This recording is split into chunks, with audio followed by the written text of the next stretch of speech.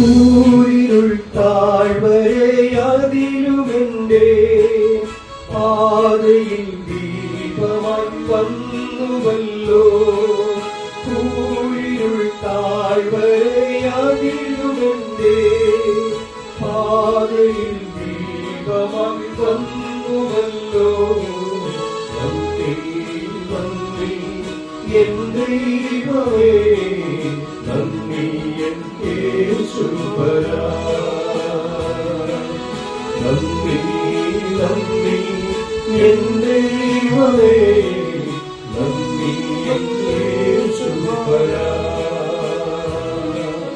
നന്ദി നന്ദി എൻ ദൈവമേ, നന്ദി എൻ യേശുവരാ. ദൈവനാമത്തിന് മഹത്വമുണ്ടാകട്ടെ. ഇന്നത്തെ പ്രഭാത ധ്യാനത്തിനായി 49 സങ്കീർത്തനം 6 വാക്യം. അവർ തങ്ങളുടെ സമ്പത്തിൽ ആശ്രയിക്കുകയും ധനസമൃദ്ധിയിൽ പ്രശംസിക്കുകയും ചെയ്യുന്നു. മനുഷ്യൻ പലപ്പോഴും തൻ്റെ സുരക്ഷയും പ്രശംസയും സമ്പത്തിൽ വയ്ക്കുന്നു. എന്നാൽ സമ്പത്ത് ഒരിക്കലും രക്ഷയോ സുരക്ഷയോ നൽകുകയില്ല. ഭൂമി, വീട്, ബാങ്ക് ബാലൻസ് ഇവയെല്ലാം ഉണ്ടെങ്കിൽ ജീവിതം സുരക്ഷിതമാണെന്ന് ചിലർ ചിന്തിക്കുന്നു.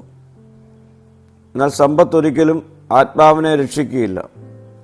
സമ്പത്തുള്ളപ്പോൾ മറ്റുള്ളവരെക്കാൾ ഉയർന്നവനായി തന്നെ കരുതുവാൻ നാം തുടങ്ങും. എന്നാൽ ദൈവത്തിന് മുമ്പിൽ സമ്പത്തും ഉള്ളവനും ദരിദ്രനും ഒരുപോലെയാണ്. എന്നാൽ യഥാർത്ഥ സുരക്ഷ ദൈവത്തിലാണ്.